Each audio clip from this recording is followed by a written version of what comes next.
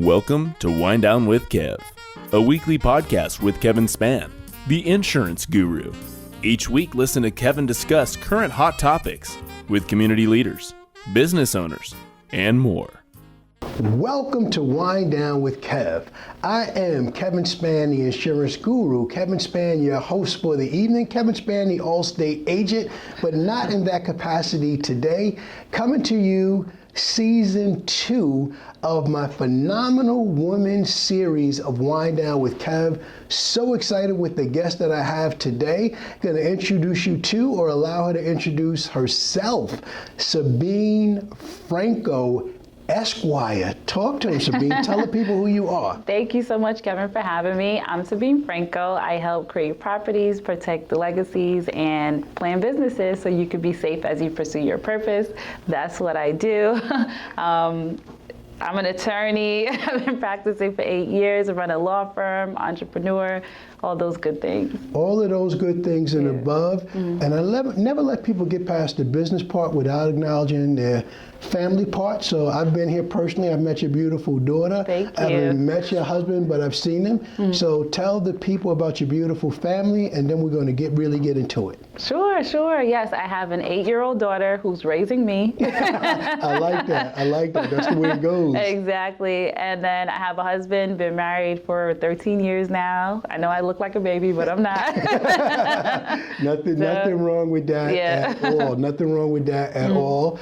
So people, I'm real excited to introduce you guys, not only to Sabine Franco, the Purpose Attorney. I'm introducing you to my personal attorney. And know before you ask, I'm not in trouble. She's not a criminal attorney. Don't call her about the charges. She is a different kind of lawyer. For sure. So let's talk about, first let's talk about how we met. Yeah. We have to give a big shout out to MG, the mortgage guy. Yes, shout out we to met Matt. at one of Matty G's events. Yes. Okay, yes. I think it was probably 2019. Yes, it was early 2019. Yes. Yeah, we met at an event. We were both tabling. Yes. Showing off our goodies, and then we just got to talking and just sort of developed from there. Absolutely. You know, you had your services on display at that event. Obviously, I was representing what I represented.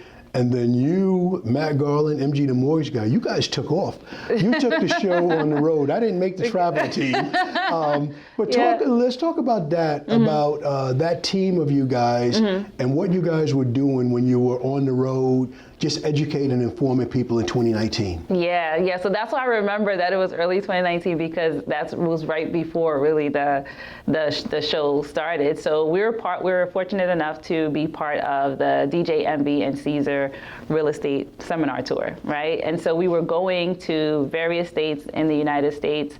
I think over 10 states we visited to just educate the community about real estate investing, the importance of, protecting your real estate assets once you purchase them, how to get a mortgage, those type of things, and what are the roles of the players who sort of help you in that endeavor. And so it was great. It was great meeting people and sort of sharing with them. And I think just our presence, like the representation, meant a lot to them. It means a lot. People, let me paint a picture for you. Queens, 2019, we're in a hotel near Kennedy Airport, and the room is packed with people whose intent is to learn how to close the wealth gap in this country. They are packed into a room. Not only I meet you, I met people from Philadelphia, I met people from Detroit, they all came. And then you guys took the show on the road, and you're going around, you're educating people how to close that wealth gap, how to become homeowners and investors in properties. And once you do those things, how to properly protect your assets. I promise you, I was a big fan. Again, I didn't make the travel team. I didn't go on the road with the A squad, but I'm a big fan of what was done and then what continues to be done. Right. So that's 2019. How did you enjoy that traveling part, just taking your show on the road and talking to people in other states about what you do? It was incredible. There was a lot of love, a lot of, they really received it, and it opened up my eyes to just the world is so much bigger than where we are, you know what I mean? And then, people are people, all over the place. Like everybody needs something, everybody's looking, and it kind of opened my eyes also to people of color are often forgotten about when we're talking about wealth, when we're talking about protecting your wealth and generational wealth. And they're not looking to be forgotten about. You know what I mean? They're looking to be educated. They're looking to find out what's going on. So it was just incredible to have something to share, And the information is received differently when it comes from someone looks like you, talks like you, can explain it to you, and that you can have a conversation, an uncomfortable conversation about what you haven't done. Like Sabine, I would love to do it, but my credit score is X and my savings is Y, and I have this issue or that issue. Did you have experience in educating people, and then fast forward 2 years where people have reached back and say, thank you, Sabine, thanks to you, I've done that? Yeah, definitely. Like people are always reaching out and saying thank you. And like you said about being able to explain it to them, and it coming from someone who looks like them, a lot of times they would be intimidated, having to, just because you say you're a lawyer, they're like all of a sudden intimidated, But I think that, that opening up that dialogue and making the information available to people made them more comfortable. Like, okay, this is normal. Like people go through this, and there's a way to get to the other side. And everybody's going through something. Everybody has some kind of issue. Right. And so people get uncomfortable when you introduce a lawyer. So that's why I open with that. And our community, usually when someone hears about a lawyer, unfortunately it's because they're in a bad situation, they're getting out of trouble. Your type of law is very, very different. Correct. You help people get into good trouble in a really positive way. You help people get into good trouble. So normally people on the podcast, I try to spend time with the appetizers and real 5-course meal and take it slow and build it up. Right. But there's so much content that we have to jump into right here today. Okay. I'm just going to dig in, and I want to talk about your specialties. Okay. Your specialties from me following you, being a fan, and you being my attorney. Why don't I start off personally with exactly how you became my attorney? Okay, sure. Number one, from that meeting in 2019. Yeah. Number two, COVID kicks in 2020, and everything stops. We're losing people this time a year ago, very fast, and it's a time where I think everyone was rightfully afraid, am I next? And to put your affairs in order before it's too late. Yes. This is something I thought about for a long time, and because of meeting you, watching you, educating and making people aware, my wife and I came and sat with you, and you took care of our will and trust. Yes. So let's talk about wills and trusts and why people should do that. Okay, sure. So, all right, so planning gives you the opportunity to say exactly what you want to happen with your affairs, right? So not only it gives you that opportunity, but it also offers security for your family, because I can't tell you how many people in going, traveling and doing that, real estate tour, how many people I met who was like, my mom had this property, but she left it in somebody else's name and she passed away. Or I inherited a property, I inherited a property when I was young, but I didn't know what was happening, I signed it over to somebody else, or grandma got manipulated and someone took her property. So that's a security that you offer, because now you're putting something in place, and usually predators, when they see like properties in a trust or something like that, they know that somebody intentionally protected that asset, right? Protected it from them. So let me interrupt you right there. You said a lot right there, and there's a generation of people before us that worked hard, that came from the South, they came from the Caribbean, they worked hard, they bought properties, and their intent in their mind was that their children and their children's children will have it. In their mind, they had a plan for generational wealth, but they may not have had the right documents in place, correct? Correct, absolutely, and that's the thing. I guess there's just like a lot of misinformation, so people think that there's a way to do it that's not really the proper legal way to do it, and therefore they failed to plan, or their plan failed, what they intended. So having a will in place does allow you to make that plan, right? It does allow you to say who you want your assets to go to and everything like that. However, there's also cost and time and risk, I would say, associated with just having a will, because your family still has to go through court right? Absolutely. Sometimes it's just too much for them. Sometimes they're overwhelmed. Sometimes it's costly. You know, they might have to hire a lawyer. So things like that make it challenging if you only have a will. And a lot of people think that if you have a will, you don't go to court. Absolutely. Right, so that's why a trust now comes into play. It's a lot more attractive. One, you get to keep your information private, right? Nobody knows what's going, you know, to your loved ones. Not only that, it takes it out of the whole court process. You don't have to your family doesn't have to go to court as long as no one drags it into court, you know? And then it gives you the ability to even leave assets in trust to your children for a particular appointed time that you deem, you know, more appropriate for them. So. Absolutely. You can handpick an age when they're 21, when they're 25, when they get married, when they finish school. You can dictate that, as opposed to allowing the state to make that decision. I know in my family, I had an uncle who was single. Okay. He owned investment properties in Brooklyn. He owned property in South Carolina. Okay. And he had written a will to leave it to 14 to 15 different family members that he wanted to have some of his money. The money was delayed, and his wishes were delayed for 2 years because of probate, because of not having the things in place, exactly what you're talking about, that avoids that whole public process of challenging things. Right. Not only that, because he had property in 2 different states, now you're talking about 2 separate probate processes, right? And so with the trust, he could have said, you know, I want the property to remain in trust and the family members just benefit from the income, all 15 family members, or let's sell the property, divvy it up, and then often, but there would have been no need for separate probate processes. So people that's listening to this, real simple. If you own property, mom owns property, dad, auntie, uncle, grandma, you need to be in a conversation about how do you want to give that to the next generation. It's an uncomfortable conversation. It is. Because parents don't like to separate their kids and say, love all the babies equally, but this baby's acting up right now. Those things need to be done. And let's do that hypothetical. Let's say 4 children. Right. One of them is acting up. So today the parents want to leave it to the 3 children. Once someone sets up their will and trust, do they have the ability to come back to you and say, you know what, when we came, you know, 3 years ago, Junior wasn't in a good space, but he's saved, he's working, he has a family now. Can we include him?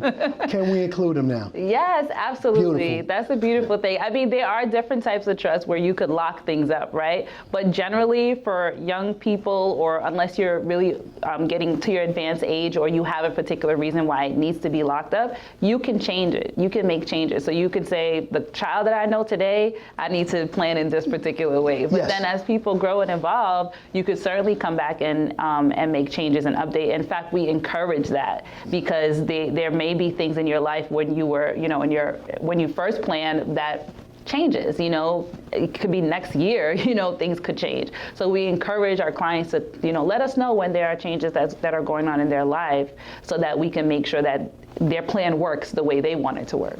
Absolutely, and that's the bottom line, the way they want it to work, as opposed to the way that the state may say that it works, because it doesn't matter what state you live in, doesn't matter if you're a Democrat or a Republican. I don't know anybody that agrees with how the government should spend their money, as opposed to their hard work and their personal wishes. Okay, so we touched on some of the steak, some of the lobster. Let's talk about something you've been on real heavy lately, which is trademarks and copyrights. Why is that important? Well, first, let's explain it to me like a 2-year-old. Okay. What's a copyright and what's a trademark? Okay, so let's start with copyright. So copyright is the registration of your rights in something that you created with your mind. So I'll say those 2 things, copyright and trademark, fall under intellectual property. So intellect, something you create with your mind, right? From here. I love it. I love From it. here. So a copyright is something that you create. So it could be a written work. It could be a work of art, so a drawing or something like that. It could be choreography, you know, so it's something you create. It could even be coding. If you have a special coding that's, you know, you can have that protected, actually registered. So when you create it and you actually write it down or record it, inherently it has a copyright, but in order to maximize your rights and your right to police against it and to prove when you created it, you want to register it. Very similar to music. If I write a song, also. I need to have that song copywritten so I can get the credit. So if someone else publish it or I hear my song on the radio, I have a legal position as opposed to just being upset about it. Correct, absolutely, and the reason why you do that is exactly what you said, in order to protect it. And you know, people are creative and we do things all the time and we don't know or think that they're of value. But these laws were created very long ago, and there's been people who know what the value is of copywriting and trademarking, and they've been making money off of creative people who don't know their rights or haven't been, you know, privy to their rights. And that's why I emphasize, you know, doing that. So you tapped into a sore spot for me. Okay. Let's talk about hip hop music. Okay. Yeah. Now, I know you like music. Yes. I see your reels, I see your videos, I see you getting it in. Right.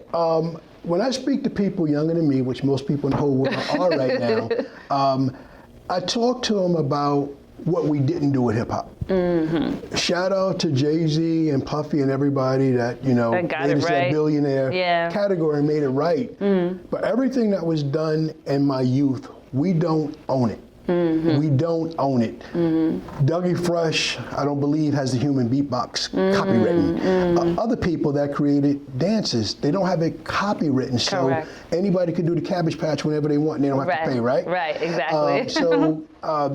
What do you think of 2020 was a year of great creativity, a lot of new business owners, people.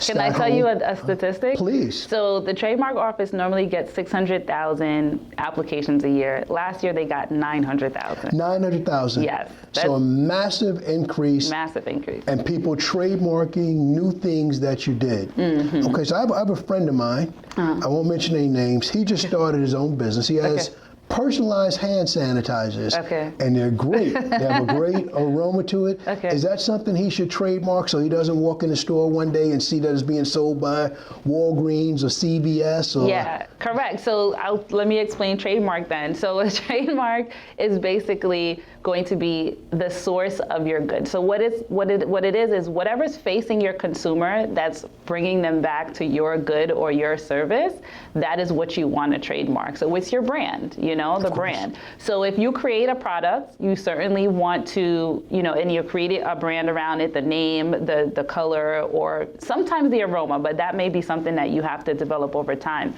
But you want to protect that. So what you're doing is you're also registering that with the trademark office, and they're saying, okay, you have the exclusive right to use that name or that design on, if it's hand sanitizers, on hand sanitizers, right? And if you want other categories, then you have to also protect in those other particular categories. But absolutely, your friend should protect their products. When I see him, I'm gonna talk to him.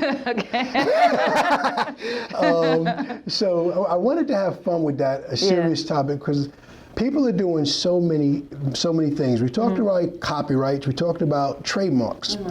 So I mean, people call me all the time because they're starting a new business and they want to get business insurance. Okay. So the first thing I say to them is, have you talked to your attorney or CPA about how your business is going to be set up? Okay. Now, Kevin, I just want to sell stuff. I just want to open a store up. I said, yeah, but you have to see them first. I'm last. Okay, I'll give you the insurance last. Right.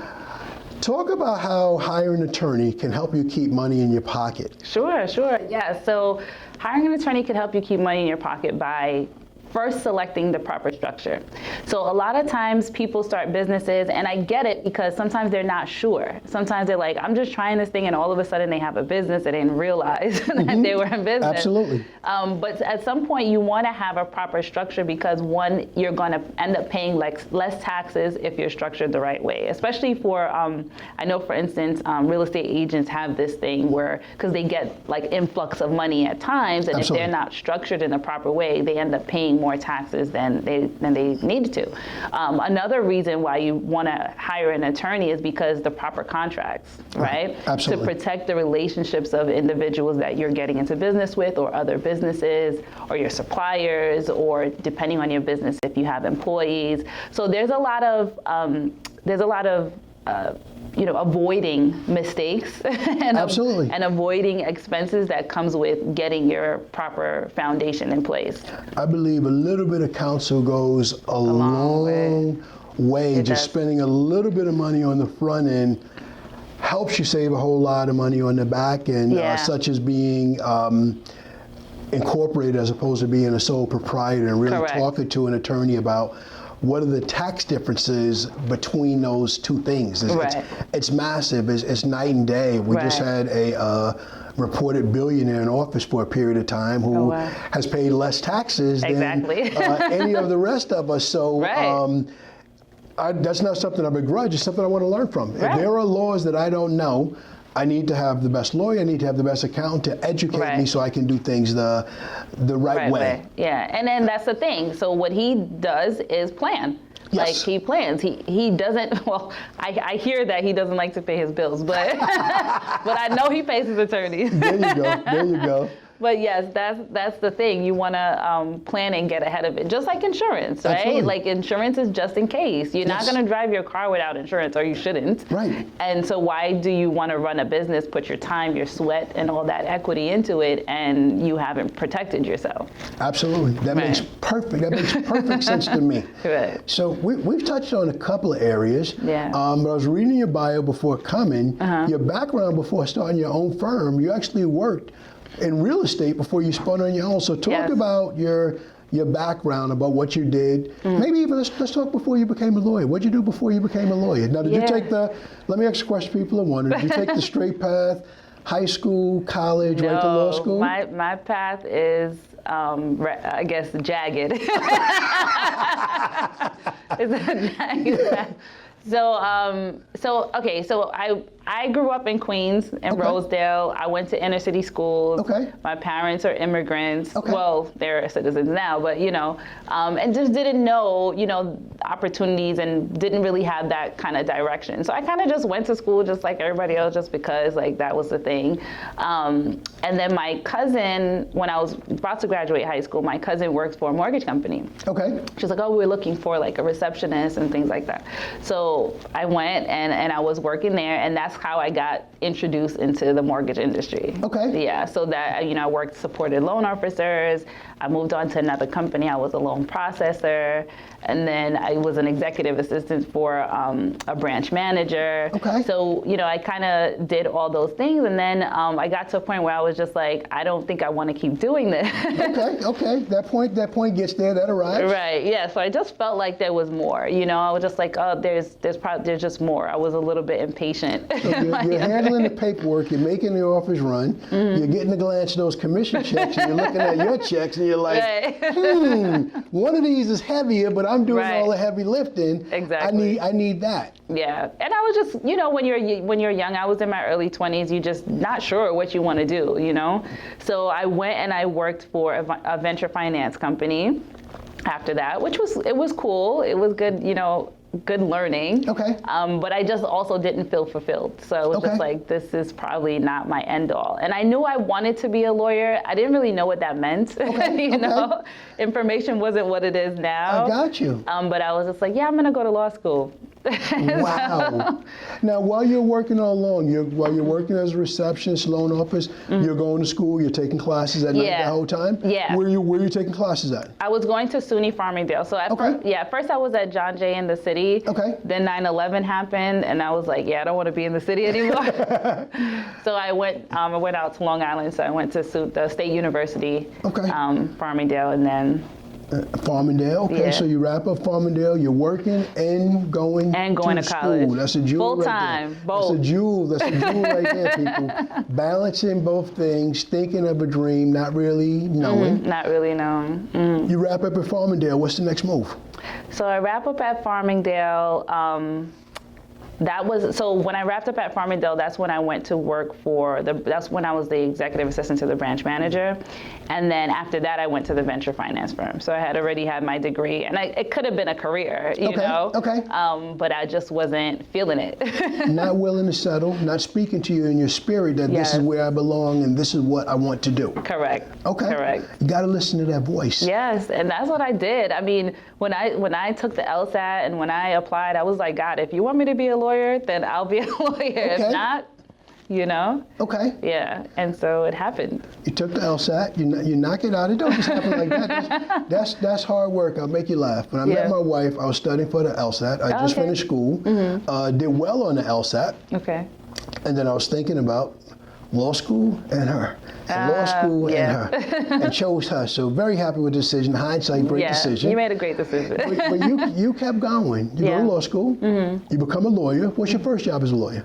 So my first job, I worked for a firm out here on Long Island, and I was there. It was really only like a temporary position for 6 months, because 2008 happened, everything crashes. So 2011, 2012, well, I graduated in 2011, took the bar. So I'm looking for a job at the end of 2011. So things are starting to get back to normal, but still very challenging. So I got a job. I worked there for 6 months. I knew it was temporary. And then I was like, then I got pregnant with my daughter.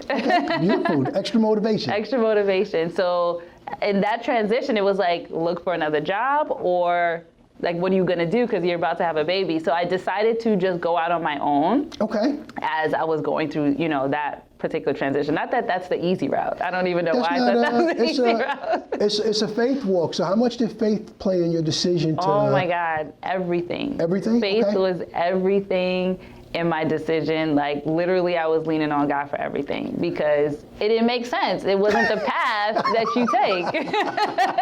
How many lawyers did you know that looked like you, that had their own practice, that mentored you at that time? Not many. Lawyers that mentored me did not look like me. Okay. So I knew of lawyers that had their own practice, but I didn't get that warm welcome that let me help you, let me, hold your hand or show you the way. There wasn't that. Like now I feel like people, because of media, there's so much more community, but there wasn't back then. Instagram wasn't what it was. Not as easy to find someone like you that's educating and creating awareness every day. So you're on your own. So if anybody's listening to this, you're thinking of a big idea, you don't have that immediately in your family, your immediate circle, or you're being mentored by others, and God knows I've been mentored by everyone in the world. Yeah. You can still do it. Yeah. You can still do it. You can still do it. Yeah. Like I just took a lot of CLEs, continuing legal education, spoke to other lawyers, and just studied, and along the way I started to get good. I started to get good at it. Nothing wrong with that. Nothing wrong with that. Yeah. Nothing wrong with that. Fast forward, we're in year 8 or year 9? We're in year 8. Year 8. Yeah. Okay. Yeah. Beautiful. Yeah. That's awesome. Thank you. That's awesome. To start on faith at the time when you have a newborn baby and build a business, to grow it, to have a phenomenal following.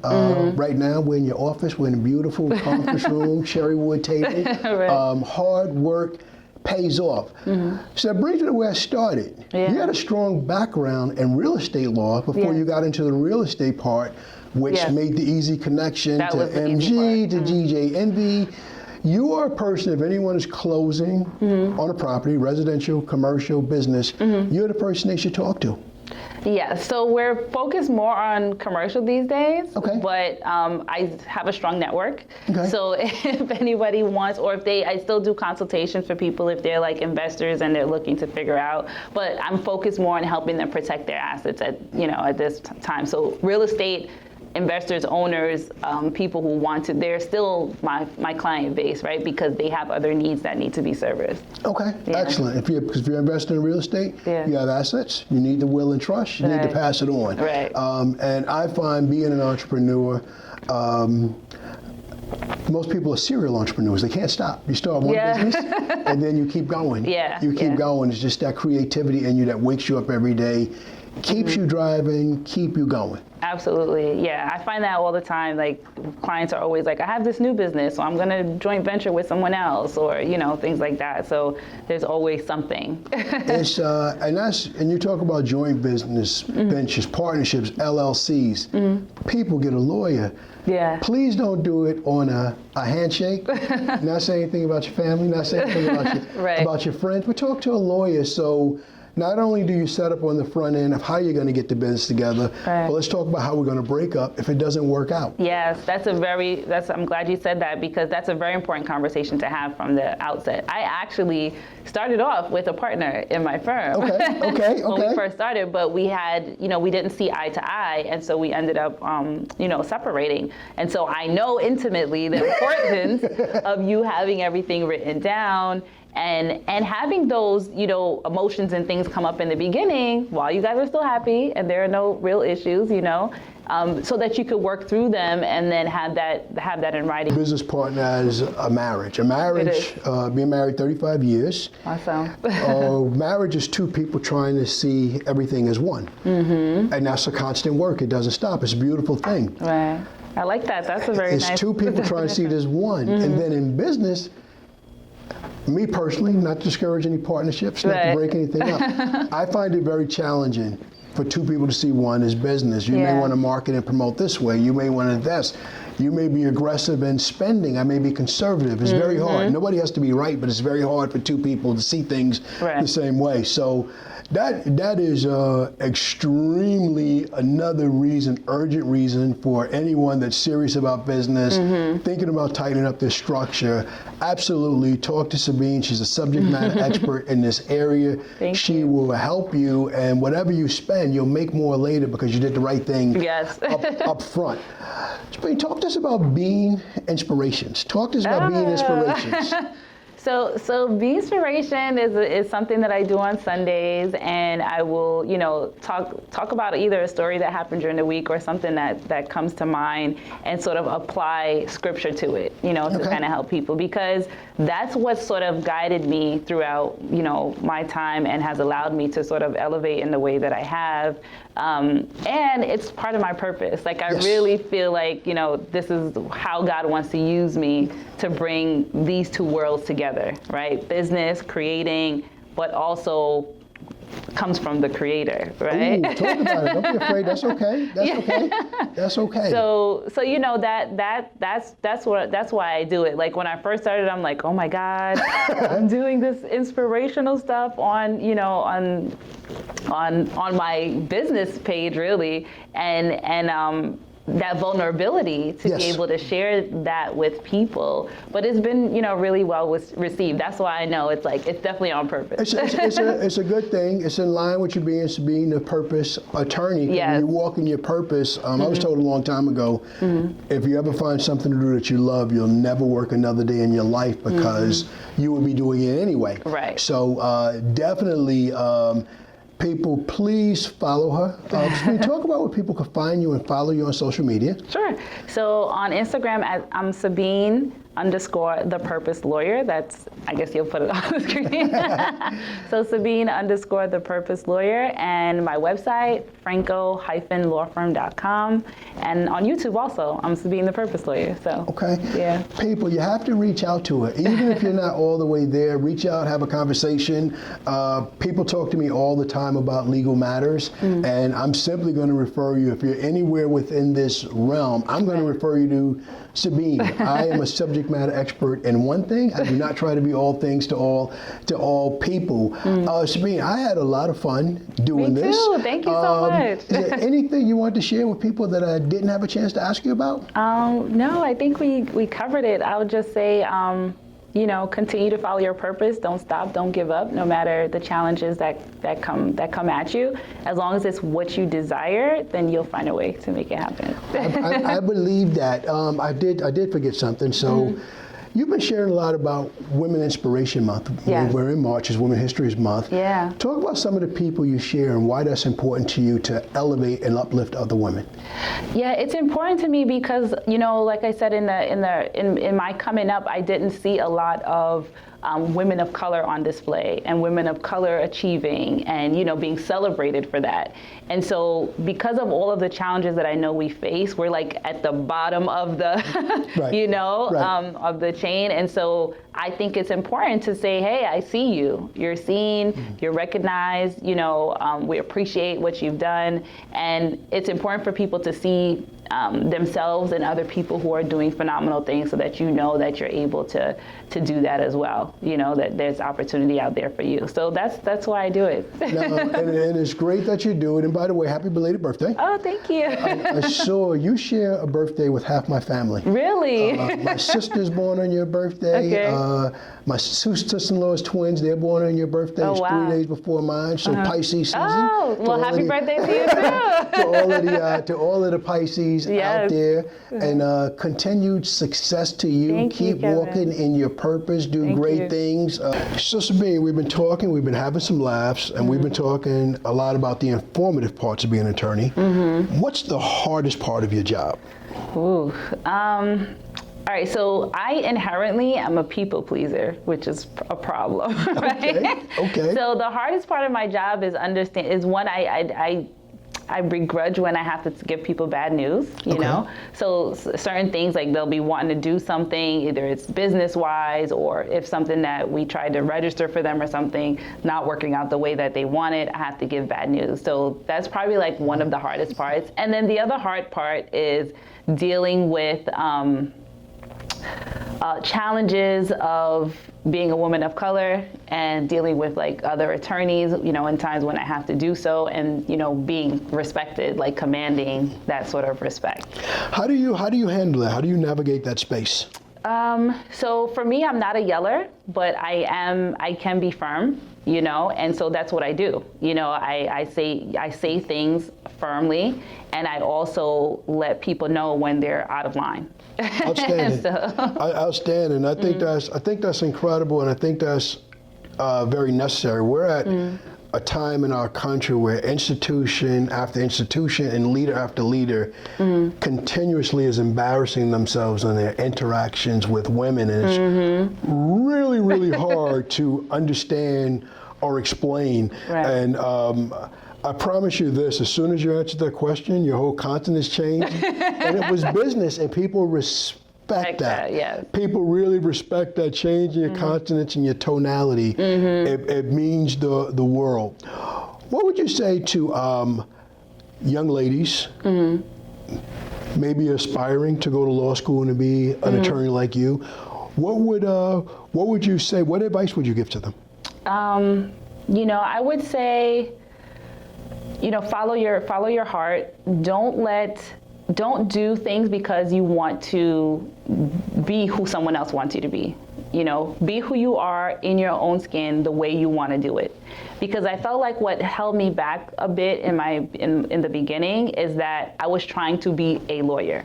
You know what I mean? Rather than being Sabine the lawyer. You know what I mean? As a lawyer, you know? So don't fall into that pitfall of trying to fit the mold, because the mold wasn't created for you. There you know go. What I mean? There you go. So you can certainly have the title, but you can do it your own way. And there are a lot of women nowadays, you know, of color and things, doing it their own way. So I would certainly encourage that. And like when I see young people who still have the old mentality that they have to try to be something else, it pains me, because sometimes it's hard to convey that message, you know?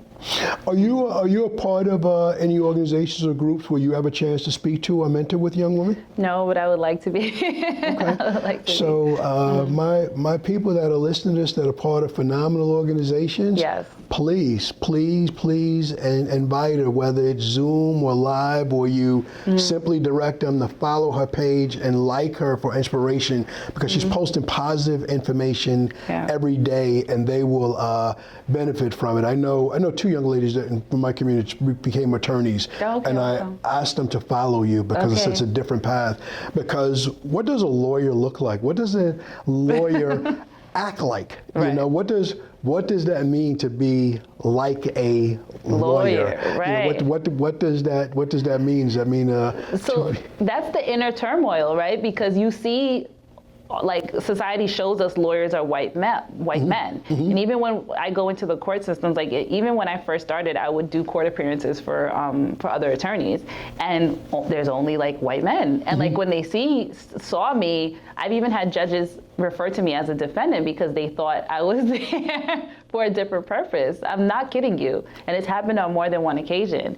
And so you know, the inner turmoil is like, I'm trying to be this, but I can't be this. I can't be a white male. You know what I mean? Like, and so, so you just, and you're not supposed to, right? You're not supposed to. So you shouldn't think that you have to. But that's what the picture is. You know? That's what the Huxtables was all about. You know, I'm going to date myself, but you can ask the judge, were you expecting Perry Mason? You know, that's not who we have here. Right. I wish I was more intuitive in picking up the Claire Huxtable vibe when I was younger. Yeah. Definitely she carried the vibe, and they painted a picture for us of something that we had never seen before. Correct. But here you are walking in the shoes of it. Yeah. We talked earlier about copyrights. What's the poor man's copyright? I used to help people in the music business, and I've heard people saying, well, if you write the song, you mail it to yourself, and it's postmarked, it's copywritten. Right. What's your feedback when someone says that to you? So my take on that, it's not really a legal function, right? It doesn't give you legal protection. So like I said, when you fix it in a form that could be perceived, like writing it, recording it, etc., you do have a copyright. It's just about solidifying that protection, like filling in all the other pieces, like when was it created, you know, were you the first person to create it, things of that nature. So when you register it, you have all of that, and you have a stronger right. It's called a presumption. So It's presumed to be yours, right? Once you have that registration. So the poor man copyright, I get why people do it, and I get, you know, it does give you, okay, you do have the postmark and thing like that, so it helps, but legally, it's not really going to support your position. It's not going to stand up for you all the way in court. So people, others, do what you have to do until you could do better. Yeah. But when you're ready to do better, please reach out to Sabine. I had another thought that popped in my mind along the subjects that we visited earlier. We're talking about copywriting. Poor man's will. I'll share an experience that I had with a client. Had a client, male, married his wife, older. I would say they got married after age 60. She already owned a home. She got ill. He was taking care of her at home. And she wrote out on a piece of paper that in the event of my death, I would like my home to go to my husband. That was their version of a will. He came to me and told me the answer that you already know, that it didn't stand up in court for a few reasons, no witness. So what have you come across from people who think they've written a will, but it's not actually a legal will? Yeah, so with wills, I mean, and different states have different requirements, but most states require it to be witnessed. So you do have to have two people who are not benefiting from the will to witness this signature, you know, for the person to acknowledge that's their signature, acknowledge that's their will, and they're not being coerced and things of that nature. Those things need to be included in the process of signing a will. It's very particular when it comes to that. So yes, it wouldn't typically stand up in court. Now, that's something that's when you write a will with, you know, your own penmanship, that's called a holographic will. So they can use it as evidence, you know what I mean? But they don't have to follow that. Like the court doesn't have to take it as law, really. So I would say get it professionally done, because there are certain things that could be left out of a will that can make it difficult for your family to even pursue. So like, for instance, if there's not language about my executor doesn't have to post a bond, right? The court may require, if there's a lot of assets, you know, in that estate, that the family or whoever the executor is post a bond. And if that person is not creditworthy or doesn't have the money, they can't do it. And that's the part of the common knowledge that's missing, because most people wouldn't know what a bond is. To have thought of that when they hand wrote the note. Sabine, you are in your travels, networking, you went around the country helping people to focus on wealth through acquiring property. Why is generational wealth and acquiring that wealth, why is that important to you? So I heard a statistic that within a couple of years, I forget, it's soon, that the income, median income of an African American family is going to be zero. Right? And it's like, I think it's like 2050, but to me it's not far away, right? That's tomorrow. And so that's crazy. You know what I mean? Like essentially people have been free for a number of years, right? And so and we're just as equal, we're just as intelligent. Maybe there's a lot of challenges, but there's no reason why that should be, and it's because we've been kept out of information. We've been kept out of the know.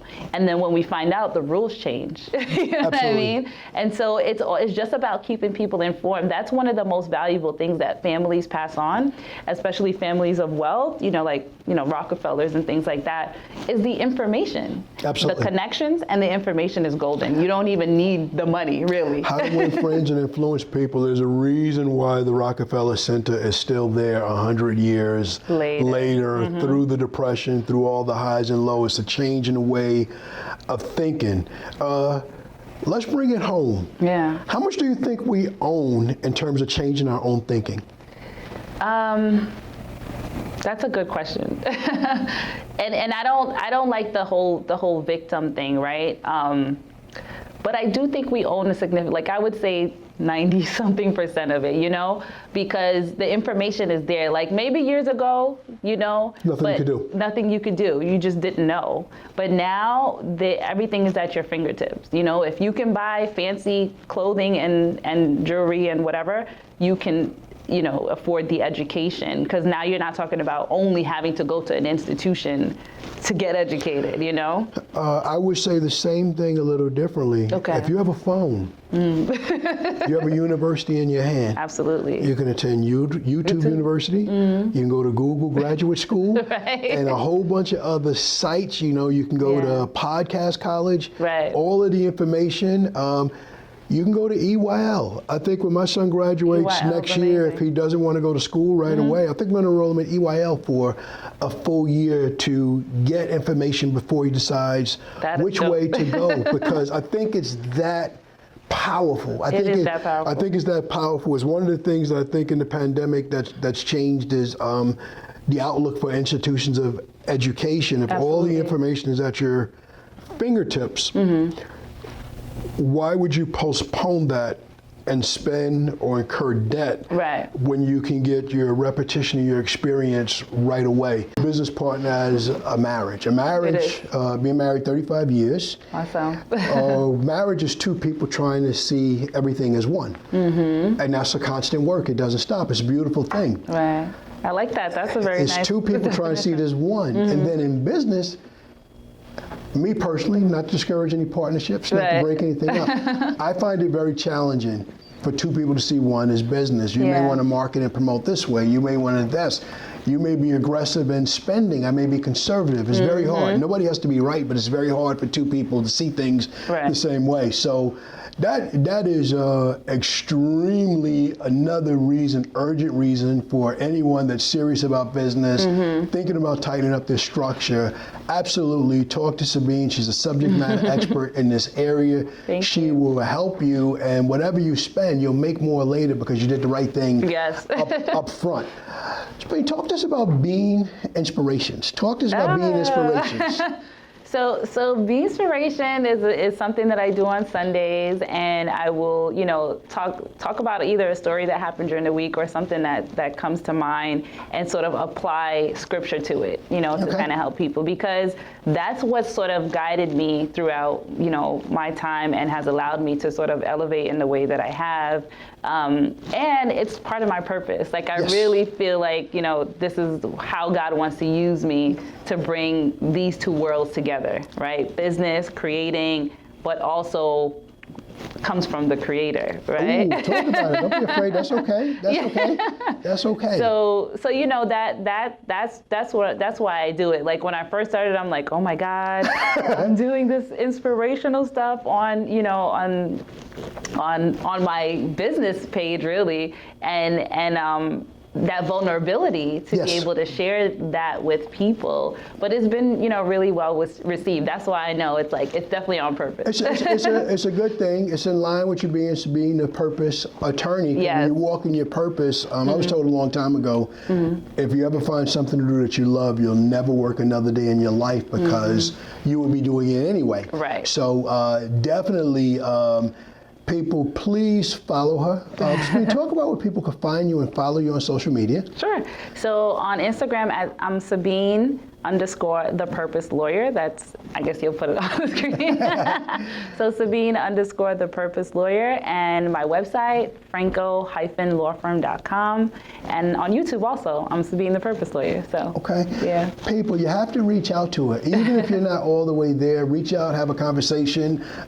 People talk to me all the time about legal matters, and I'm simply going to refer you, if you're anywhere within this realm, I'm going to refer you to Sabine. I am a subject matter expert in one thing. I do not try to be all things to all people. Sabine, I had a lot of fun doing Me this. too. Thank you so much. Is there anything you want to share with people that I didn't have a chance to ask you about? No, I think we covered it. I would just say, continue to follow your purpose. Don't stop. Don't give up. No matter the challenges that come at you, as long as it's what you desire, then you'll find a way to make it happen. I believe that. I did forget something. So. You've been sharing a lot about Women Inspiration Month. Yeah. We're in March, is Women History Month. Yeah. Talk about some of the people you share and why that's important to you to elevate and uplift other women. Yeah, it's important to me because, like I said, in my coming up, I didn't see a lot of women of color on display and women of color achieving and, being celebrated for that. And so because of all of the challenges that I know we face, we're like at the bottom of the, right. Of the chain. And so I think it's important to say, hey, I see you. You're seen, you're recognized, we appreciate what you've done. And it's important for people to see themselves and other people who are doing phenomenal things so that that you're able to do that as well. That there's opportunity out there for you. So that's why I do it. And it's great that you do it. And by the way, happy belated birthday. Oh, thank you. I saw you share a birthday with half my family. Really? My sister's born on your birthday. Okay. My sister-in-law's twins, they're born on your birthday. Oh, It's wow. 3 days before mine, so Pisces season. Oh, well, happy birthday to you too. To all of the Pisces out there, and continued success to you. Thank you, Keep Kevin. walking in your purpose. Do Thank great you. things. People, I hope you enjoyed this. Absolutely a full meal, from the appetizers to the main course Yes, to the we desserts. feasted. And you tune this on Wind Down with Kev. Please, if you would like a beverage, please pair it with the right wine. All right, that's me signing off for now. Hope you enjoyed this. Please tune in for more with our Phenomenal Woman series with Wind Down with Kev. Thank you for tuning in to Wind Down with Kev. You can find Kevin Spann, the insurance guru, on Facebook at AKS Insurance, Instagram at KevinSpann_insurance guru, and on Twitter at Kevin Spann Guru. Have a topic you would like to discuss or a guest you would like to see on the show? Send Kevin an email at kevinspann@allstate.com.